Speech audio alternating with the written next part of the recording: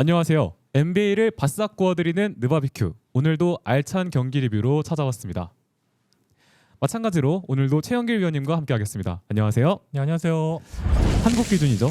오늘 25일 미네소타 팀버울브스와 오클라호마 시티 썬더의 서부 컨퍼런스 파이널 3차전이 있었습니다.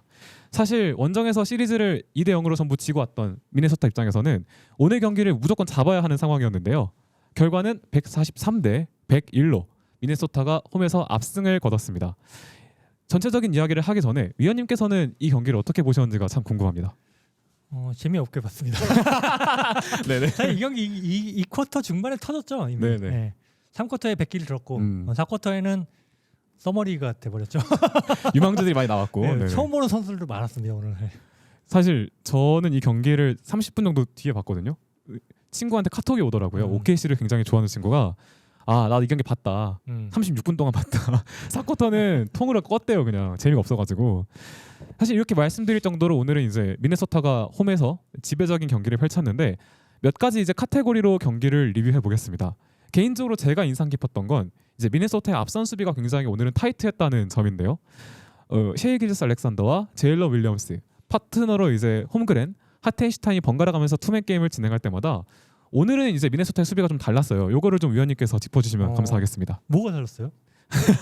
제가 느꼈을 때는 이제 투맨 게임을 할 때 빅맨인 고베어가 처지기보다 앞으로 바짝 나와서 상대 핸들러들을 압박하는 게 굉장히 인상적이었거든요. 실제로 이게 기록으로 나왔던 게 OKC가 1쿼터에 저지른 실책이 5개였는데 이날 OKC의 총 실책이 14개였습니다. 그러니까 그중에 3분의 1이 1쿼터에 나온 셈이고요. 반대로 미네소타에서는 스틸이 3개가 나왔는데 2개가 앤서니 웨데어즈 그리고 1개가 루디 고베어였습니다. 이런 것들을 보면서 미네소타의 수비가 좀 달라졌다라고 저는 생각을 했거든요. 일단 드랍을 할 때 그 딥 드랍을 안 하고 약간 좀 네. 약간 딥 드랍을 안 하다 보니까 셰이 길저스 알렉산더에게 레이업을 치는 장면 나왔죠. 네네. 어떻게 보면 카운터니까. 그리고 심지어는 블리츠도 해서 한번 가로채기해서 레이업 넣는 장면. 약간 오늘은 고베어가 열심히 좀 했다 이렇게 볼 수 있겠죠. 열심히 했다. 네. 그리고 역시 갭 디펜스로 들어와서 한번 손질을 해주고 이런 것도 되게 중요하거든요. 예. 그 과정에서 물론 3점이 몇 번 나오기도 했어요. 홈그랜의 3점 이런 거지. 루도트도 지난번에 그런 장면에서 3점이 나오고 이런 것도 있었는데 오늘은 어떻게든 그런 걸 주더라도 길저스 알렉산더를 막자 이게 모토였던 것 같아요. 그런데 길저스 알렉산더가 오늘 효율이 많이 떨어졌고 최종 득점이 14득점. 야투 성공률도 13개 중에 4개밖에 못 넣었습니다. 맞습니다. 내가 볼 때는 그 컨셉을 잡고 온 게 가장 큰 승인이다 이렇게 볼 수 있을 것 같습니다. 사실 요 말에 좀 꼬리를 물고 가고 싶은 게 사실 고베어의 스탯은 오늘 그렇게 눈에 띄지는 않았습니다. 사실 7점에 7리바운드, 스틸 2개 요 정도가 단데 위원님 말씀대로 좀 경기에서 스탯으로 드러나지 않는 그러니까 비표본적인 스탯에서 오늘 굉장히 열심히 해줬다는 생각이 맞아요, 들었습니다. 맞아요. 기록보다 오늘은 진짜 고베어는 잘했다 볼 수 있습니다. 사실 거기에 좀 더 구체적으로 들어가고 싶은 게 깊게 쳐지는 거랑 깊게 안 쳐지는 거랑 좀 어떤 차이가 OKC에게 작용을 했을까요? 깊게 안 쳐졌기 때문에 셰이 길저스 알렉산더에 대한 견제가 좀 더 될 수 있고요. 예. 그리고 깊게 쳐졌을 때는 선택지가 많죠. 네. 예. 미드레인지도 되는 선수고 고베어를 상대로 그 일부러 매치업을 시켜가지고 하는 경우가 많았는데 이 정도로 견제하면은 아마 다음번에는 아마 카운터가 나오겠지만은 네. 예. 오늘은 매우 성공적이었다 이렇게 생각을 합니다. 사실 요거에 좀 더 위원님께서 말씀해주신 거에 말을 덧붙이고 싶은 게 오늘 OKC에서 셰이 길저스 알렉산더가 성공한 야투가 대부분 다 고베어 앞에서 나오긴 했어요. 그러니까 지난 경기들과 마찬가지로 고베어가 앞에 있으면 그리고 빅맨이 앞에 있으면 셰이가 이제 거침없이 야투 시도를 했는데 사실 2점 야투는 2개고 나머지 3점 2개도 사실 빅맨을 앞에 달고 터프한 3점을 던졌단 말이에요. 이런 것들이 어떻게 보면 이제 미네소타가 원했던 바라고 볼 수 있겠네요. 그렇죠. 오늘 컨셉 자체가 성공을 한 거죠. 길저스 알렉산더를 일단 많은 얘기 하잖아요. 그때 1차전 직전에 그 TV 화면에 잡혔는데 네네. 그 핀치 감독이 그 경기 전 프리스피치를 할 때 프리게임 스피치 할 때 그런 얘기했거든요. 오클라호마 시티는 턴오버 유발 이후의 속공, 얼리 오펜스 외에는 없다. 그것만 없다. 아니면 그 정식 하프코트 게임에서는 할 수 있는 게 없기 때문에 그것만 막으면 된다. 근데 사실 따지고 보면 하프코트 오펜스에서 길저스 알렉산더가 해주는 게 너무 많죠. 너무 많죠. 네네. 근데 그거를 오늘 못하게 했다. 이제 핀치 감독이 그걸 보고 SGA를 막는 것이 중요하다라고 판단을 했겠죠. 예. 핀치 얘기가 나와서 여기에 더 이제 붙여서 얘기를 이어갈까 하는데 사실 원정에서 두 경기를 다 지긴 했습니다만 미네소타의 경기력 자체는 1차전 이후 2차전이 더 좋아졌고 3차전 오늘 대승을 거둘 때까지 약간 점진적으로 발전하는 형태의 경기력을 띄웠단 말이죠. 여기서 저는 인상 깊었던 게 랜들이었는데 사실 또 이제 위원님께서 경기 리뷰 때 명언을 남기지 않으셨습니까? 2차전은 내내 랜들이었더라고. 잘할 때 랜들이랑 잘 못할 때 랜들은 뭔 차이가 있을까요? 좀 플레이가 상당히 간결했어요. 네네. 오래 공을 끌지도 않고 자기가 할 것만 딱딱 해주는 이런 느낌이었거든요. 네네. 그러니까 턴오버도 적고 효율도 높아지고 그리고 경기가 잘 풀리다 보면은 이제 아드레날린이 분출되면서 분출이 되죠. 더 잘하게 되는 거죠. 네네. 막 3점도 막 넣고 이렇게 되는 거죠. 그럼 오늘은 그냥 랜들 아니고 어떤 랜들이었을까요? 오늘 뭐 춘삼이? 아 랜스. 아 근데 진짜 위원님 말씀해주신 게 맞는데 저는 이제 개인적으로 어떤 게 인상 깊었냐면 이 크리스 핀치 감독의 선수 라인업 기용 조정이 좀 인상적이었어요. 사실 랜들이 선발로 나왔는데 제일 먼저 1쿼터 3분경 빠졌습니다.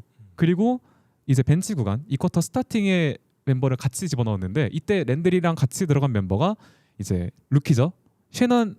테런스 셔넌 네, 테런스 셔넌 주니어 그리고 나즈리드, 콜리, 워커. 그러니까 공격 동선에 제한이 있지만 확실한 옵션이 있는 선수들을 랜들이랑 같이 집어넣었어요. 그리고 나서 득점의 조정을 봤는데 이 구간에서 2쿼터 7분경 에드워즈가 다시 들어올 때까지 미네소타가 51대 25로 벌렸습니다. 더블 스코어 이상으로 벌렸거든요. 저는 이 구간이 굉장히 인상적이었거든요. 네.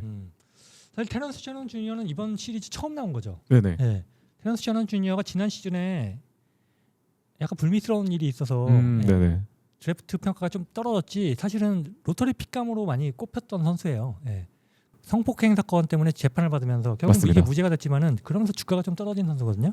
우리나라 SK에서 뛰었던 테런스 셔넌 주니어, 테런스 셔넌의 아들이죠. 아빠 네네. 닮아가지고 운동력 좋고 아빠보다 체격은 더 좋고 오늘 경기에서 사실 공격에서 2쿼터에만 9점을 넣습니다. 네네. 그러니까 제대로 엑스펙터가 된 거죠. 그러면서 분위기 바꿨고 이 선수가 교체돼 나갈 때 관중들이 기립 박수 쳤죠. 자신의 역할을 제대로 잘했습니다. 2쿼터에만 야투 5개 던져가지고 3개를 넣었고요. 프리드로 3개 다 넣고. 그러니까 의외의 변수가 이렇게 해주면은 그 경기는 잡을 가능성이 매우 높아지는 거죠.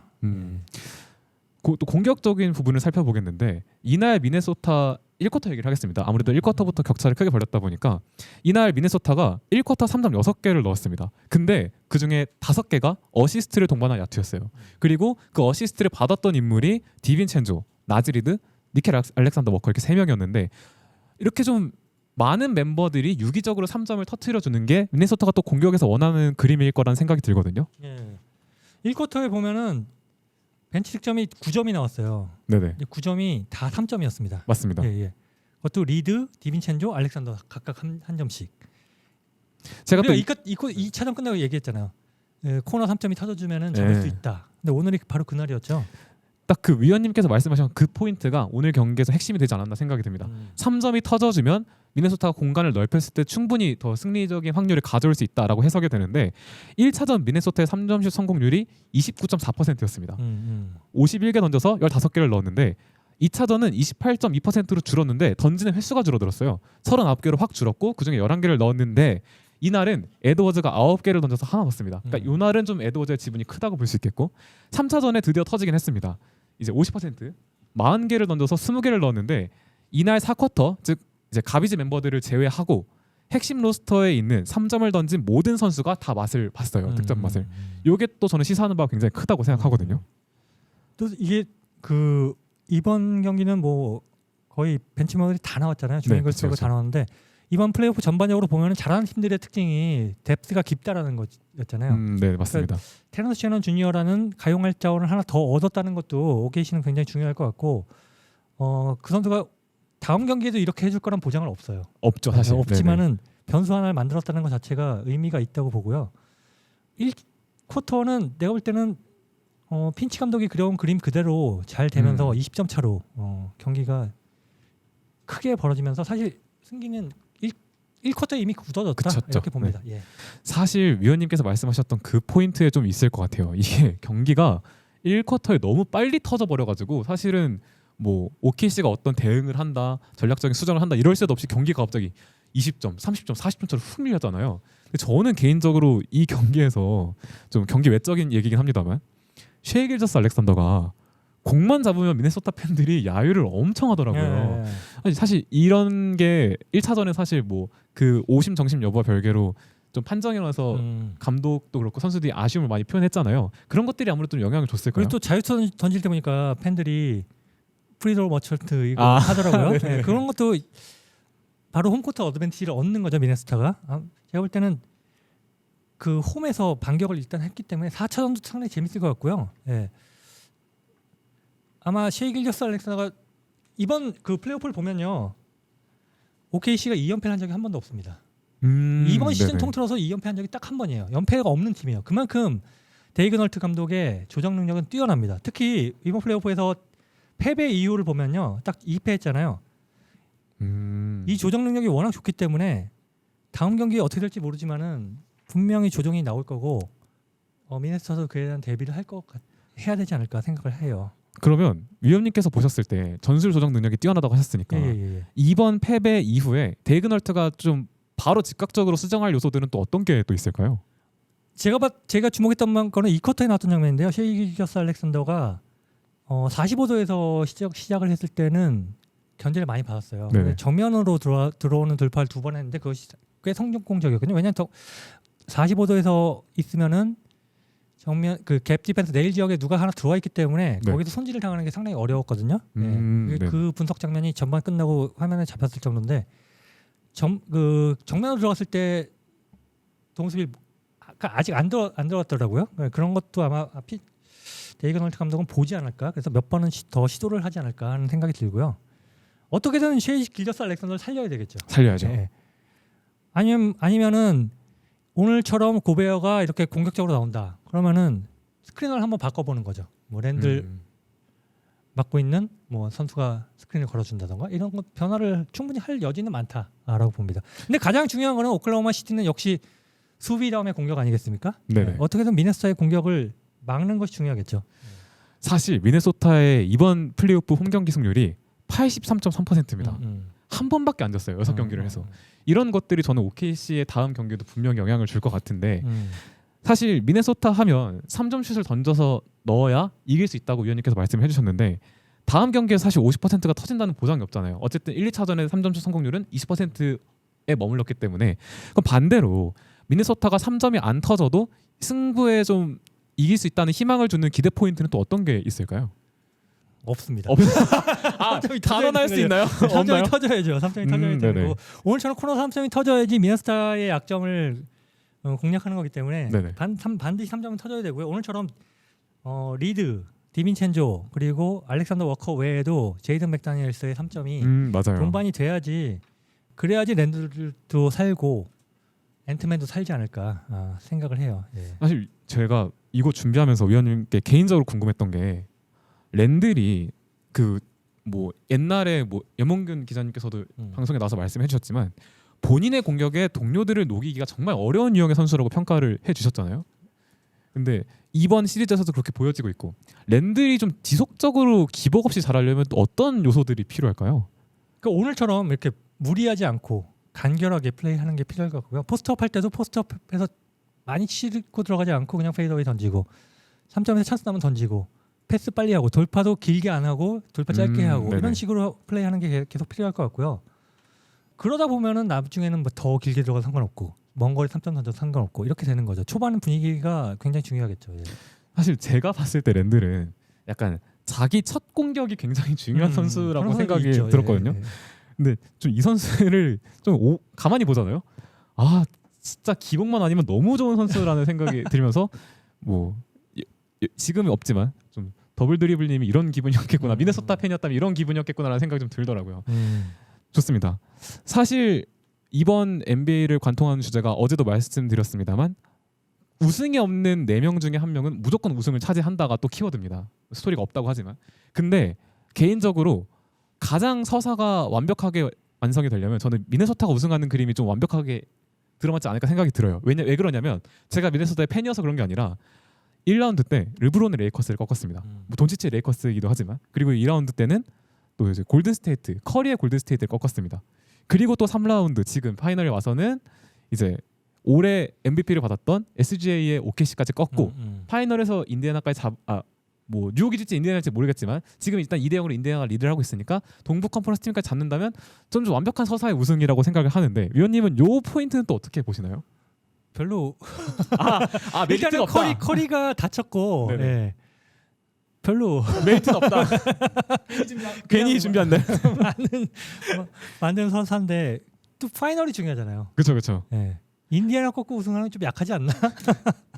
그렇죠. 예. 아무래도 이게 오히려 꺾으려면 뉴욕을 꺾는 게 좋은 게 랜들이 그러네요. 그 트레이가 된 네네. 거잖아요. 어떻게 네네. 보면 그게 더 얘기가 되겠지. 뭐 인디애나 꺾어서는 얘기가 안 될 것 같은데. 야 이게 파이널이 랜들 매치업으로 어쩌면 진짜 랜들 매치업으로 될 수도 있겠네요. 생각해보니까 뉴욕이 올라오면 좋습니다.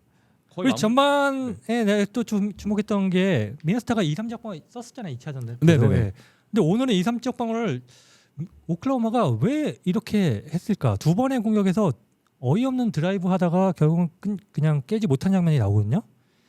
깨던 대로 깼으면 좋았을 텐데 그러지 못한 것도 아쉬웠고 네. 오클라호마도 오늘 지역방을 썼었는데 네. 그 지역방을 쓸 때 앞선에서 랜들이 포스트업 하면서 네네. 깨는 장면도 나오고 그러니까 오히려 지역방 깨는 준비를 미네소타가 더 잘한 거죠. 왜냐하면 졌었으니까. 근데 OKC는 그 지역방을 깨는 거 안일하게 약간 좀 대응한 것이 좀 아쉬웠고 그런 점도 아마 고치고 나올 겁니다. 다음 경기는. 다음 경기 또 지역방어 때 어떻게 대응하는 것도 재밌을 것 같습니다. 예. 사실 제가 미네소타를 기대하는 이유가 아까도 말씀드리긴 했습니다. 동거 반복이긴 합니다만 미네소타가 1차전, 2차전, 3차전을 치르면서 경기력이 점진적으로 좋아졌어요. 전술적으로 조정을 하고 로테이션 멤버들을 조정하고 하면서 그렇기 때문에 4차전이 더 기대가 되는 이유일 것 같은데 만약에 위원님께서 OKC 감독이 된다고 했을 때 4차전에서 가장 핵심적으로 준비할 수 있는 포인트는 어떤 게 또 있을까요? 4차전에서 OKC 감독이 됐을 때 데이그 널트 감독이 됐다고 가정을 하시고 데이그 널트 감독이 나보다 잘할 텐데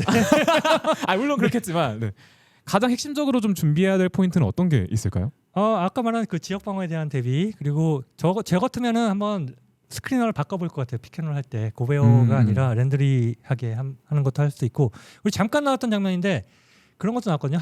홈그랜하고 그 하텐슈타인의 4-5 피켓롤 네네 맞습니다. 그러니까 다양하게 오늘 잠깐 해보는 거는 데이터를 얻기 위한 거였겠죠. 그런 거 데이터 얻어서 효율적인 거를 찾아내서 할 필요가 있고 뭐 그런 거는 우리보다 걔네들이 데이터가 몇 배는 더 많잖아요. 훨씬 많겠죠. 그러니까 찾아내겠죠. 좋습니다. 사실은 시리즈는 2대1이긴 합니다만 경기적인 내용은 굉장히 접전의 양상을 이어가는 것 같은 느낌이 드는데 4차전 양상을 한번 예측해 볼까요? 그러면 양 팀이 좀 어떤 느낌으로 준비를 해올 것이고 어떤 비슷한 어떤 양상으로 흘러갈지. 미네소타는 여기서 안일하게 이겼으니까 하던 대로 하자 이거보다는 뭔가 다른 또 준비가 필요할 거예요. 왜냐하면 오클라호마 시티가 연패가 없는 팀이니까 좀 더 준비를 해야 될 거고 랜드 선수는 다시 랜들이 되면 안 되겠죠. 그냥 랜들이면 안 된다. 그렇죠. 오늘처럼 이렇게 들뜨지 않고 이 팀의 에이스는 확실히 앤트맨입니다. 앤트맨을 계속 살리고 보조하는 역할로 해줄 필요가 있고 3점 슈터들은 계속 아무래도 홈이니까 편했을 수도 있어요. 계속 3점 던져야 될 때 던져주고 넣어주기만 하면은 4점 잡을 가능성이 있다라고 봅니다. 사실 이 경기를 하면서 앤트맨 얘기를 안 할 수가 없습니다.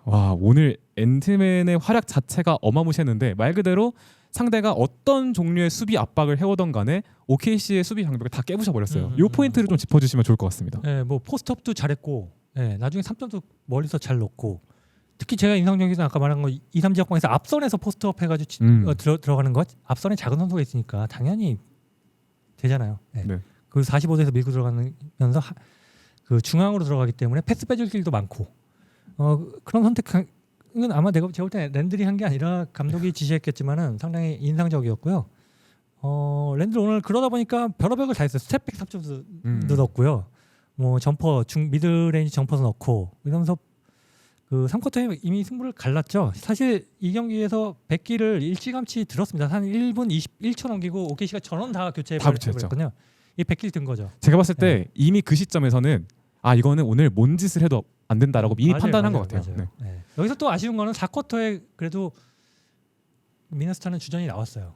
그렇죠. 근데 벤치 멤버들이 조금 더 힘을 냈으면은 주전들이 더 뛰었을 텐데 9분 3초 만에 경기가 더 터지고 40점 차가 되면서 주전들 역시 미네소타도 빼버립니다. 근데 주전들이 이게 장기전이 되면은 한 5분 더 뛴 게 나중에 여파가 생기거든요. 근데 주전들 역시 빼버리면서 체력 안배가 됐다는 게 좀 아쉽지 않을까 생각이 드네요.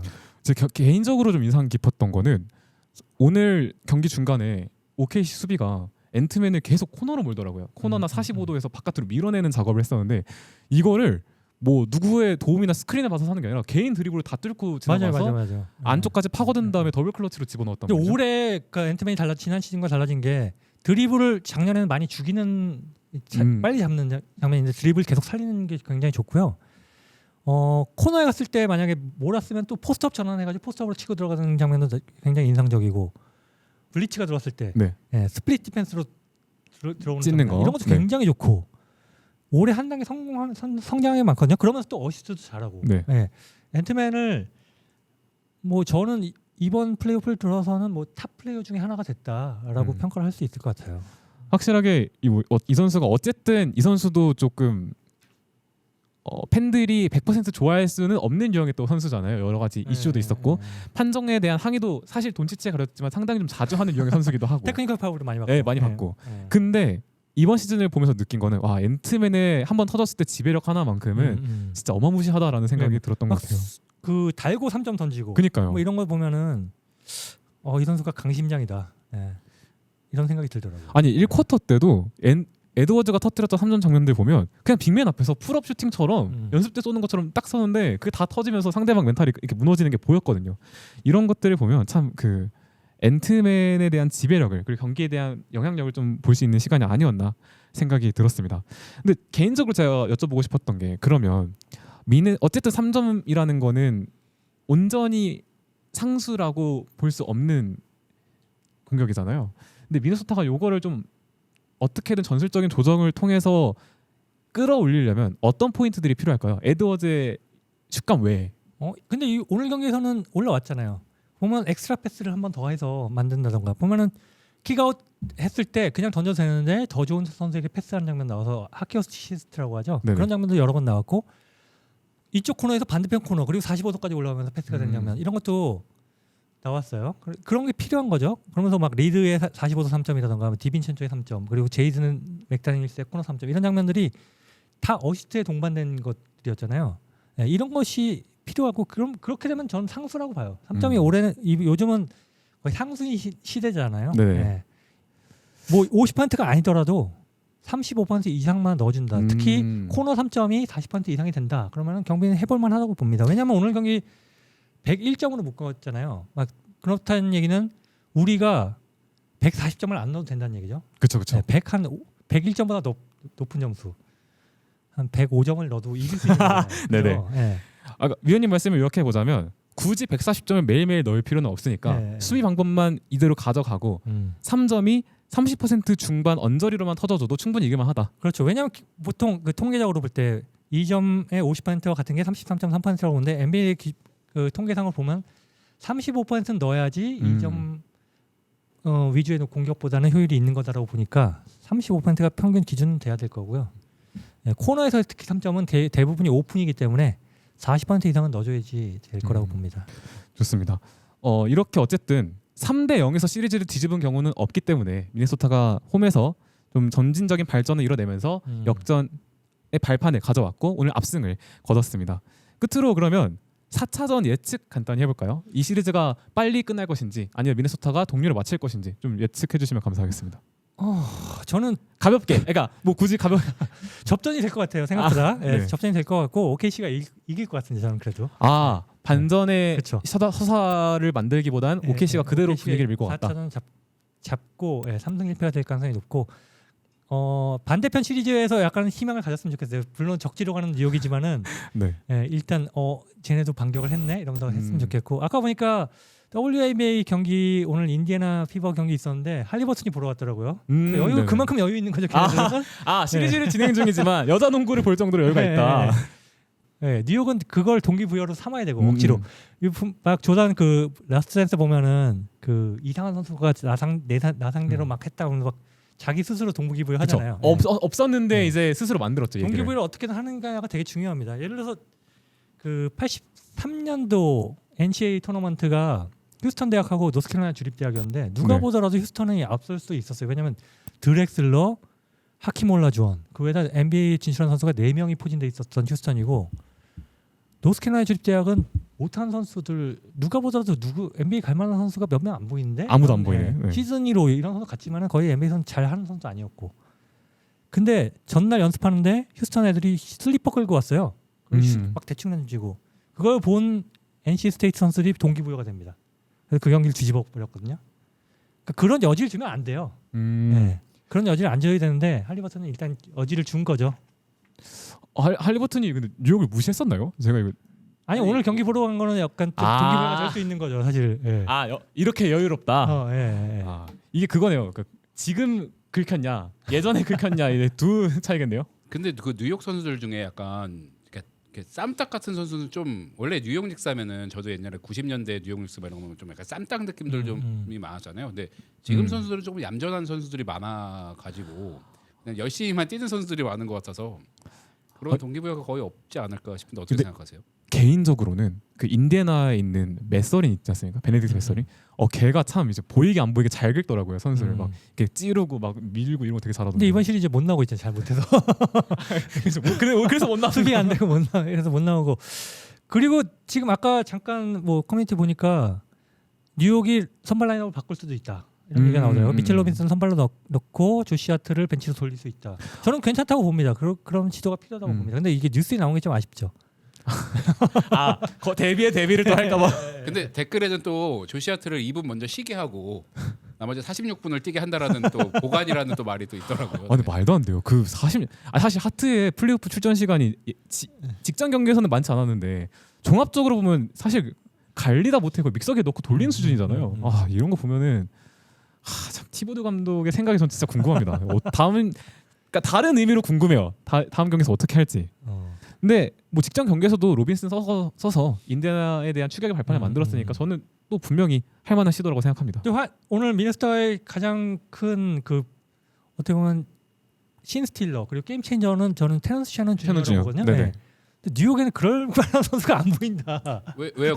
저 애증의 카메론 페인이 또 캐meron 페인은 한 번 정도 또 잘할 때가 되지 않았나요? 네. 저는 캐meron 페인은 이미 나와서 한번 똥 쌌고 이쪽 코트에서 반대편 코트로 가서 실책. 근데 너무 아프게 넘어졌어요 또 마지막에 그래가지고. 네. 개인적으로 그런 역할은 맥브라이드가 좀 해줘야 되지 않을까요? 맥브라이드는 이미 잘 하고 있는 것 같고 안 나왔던 선수 중에 그런 변수를 보일 선수가 없어요. 표본이 없으니까 아쉽죠, 볼 수 없다. 그럼 결국 닉스가 할 수 있는 방안은 타일러 콜렉 이런 애가 잘할 가능성도 없고 미첼 로빈슨은 그냥 주전으로 넣는 변화가 할 수 있는 최선의 사실 미첼이 나왔을 때 되게 부담스러워하긴 하거든요. 공격 리바운드 뺏기는 거 이런 거에다가 수비도 타운스보다 훨씬 잘하잖아요. 그러니까 지난 경기 출전 시간 늘렸는데 아예 그냥 주전으로 넣는 것도 상당히 부담을 주는 거라고 봅니다. 제가 개인적으로 이렇게 NBA를 보면서 잘 익숙하지 않았던 개념이 포지셔닝이라는 용어거든요. 그러니까 이 선수가 어디 위치에서 어떻게 상대 공격을 틀어막고 이런 것들을 제가 좀 타운스 보니까 딱 알겠죠. 몰랐는데 타운스 나오고 미첼 나오는 거 보니까 너무 잘 보이겠더라고요. 사실 이번 경기 고베어도 그렇지 않습니까? 그러니까 동선이나 위치를 바꾸기만 했는데 다른 선수처럼 보이는 게 이런 것도 저는 감독의 역량이구나라고 생각이 들었습니다. 네. 근데 감독이 능력이 있어도 타운스는 될지는 의문이긴 하네요. 위원님 이거는 그냥 사적인 질문 중에 하나인데 그 타운스랑 이제 그 인디애나의 이제 그 마일스 터너랑 어떻게 보면 스타일이나 뭐 체구나 이런 게 비슷하잖아요. 근데 마일스 터너가 훨씬 좋은 선수라고 보시는 거예요? 아니 저는 타운스가 더 좋은 선수라고 봐요. 공격에서는 거의 리그 최고고 역대 최고의 3점 또는 빅맨이라고 하잖아요. 공격이 워낙 좋죠. 그러니까 20점만 넣을 게 아니라 한 30점 이상 넣어주면서 수비에서 안 되는 걸 공격으로 메워줘야죠. 근데 타운스 얘기할 때마다 위원님이 직전 경기에서 이제 그러셨잖아요. 얘가 밥값을 하려면 20점 이상은 무조건 상수처럼 넣어줘야 된다고. 가능할까요? 가능할 거라고 봐요. 저는 가능할 거라고 봐요. 그러면은 30점 넣고 30점 먹히는 타운스냐, 로빈슨처럼 안 넣어주지만 수비 열심히 해주는 위원님은 어떤 선수 넣을 것 같으세요? 티보드라면? 저는 미첼 같은 스타일 더 좋아하긴 하거든요. 미첼 같은 스타일 더 좋아하죠. 이러고 이제 그 오차들 리뷰에서는 미첼 로빈슨의 공격력이 너무 아쉬웠다라고 해야 이 영상이 완성이 되죠. 이런 데에 공격을 기대하는 사람은 아무도 없을 거예요. 없죠. 그러니까 공격을 못해서는 없을 거라고 보고요. 근데 지금 만약에 선발로 나온다면 인디애나가 데뷔를 할 거잖아요. 어떻게 데뷔를 하고 나올 건가가 재밌을 것 같아요. 네. 이거 또 개인적인 궁금증인데 이제 미첼 로빈슨이 나오면 상대적으로 브런슨한테 가는 어떤 더블팀의 압박이 훨씬 더 세지는 게 필연적인 거 아닌가요? 아니 근데 지금 보면 브론슨에 대한 압박은 충분히 세요. 네. 네. 센데도 불구하고 브론슨이 잘하는 거죠. 그리고 결국은 그러면서 얘네도 인디애나도 주더라도 점수 주더라도 체력을 갉아먹겠다는 거 아니겠습니까? 뭐 시리즈 오래 가면 당연히 우리가 이긴다라고 생각할 거고 수비 다양하게 여러 개로 바꾸면서 또 데이터도 많이 쌓았을 거고. 예. 뭐 브론슨에게 주는 거는 상수라고 봅니다. 예. 자, 이 영상의 완성은 이제 다음 날 경기에서 타운스가 나와서 뉴욕이 이기고 미네소타가 원정 홈 동료를 만들면 이제 이 영상은 완성이 되는 겁니다. 오늘도 이제 위원님과 이렇게 영상 없이 경기 리뷰를 해봤고요. 저희는 이제 또 다른 재밌는 경기 리뷰로 찾아오겠습니다. 감사합니다. 네, 감사합니다.